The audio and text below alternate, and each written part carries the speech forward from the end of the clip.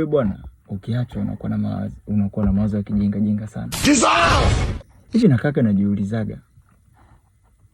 Hivi mapenzi aliyoleta nani?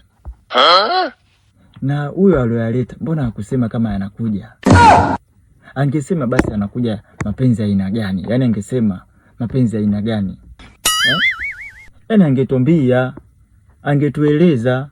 Kwa nini kayaleta bila kusema? Kwa nini alete mapenzi bila kusema? Angesema jamani, mapenzi hayo yanakuja, yapokeeni, yapokeeni, ishini hivi, pendeni hivi.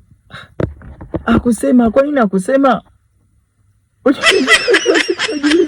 nini akusema kama mapenzi yanakuja? Angesema tu kama mapenzi yanakuja.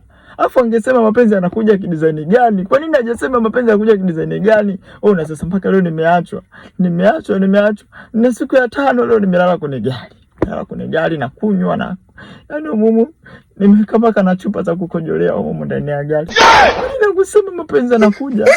Angesema kama mapenzi yanakuja kidesign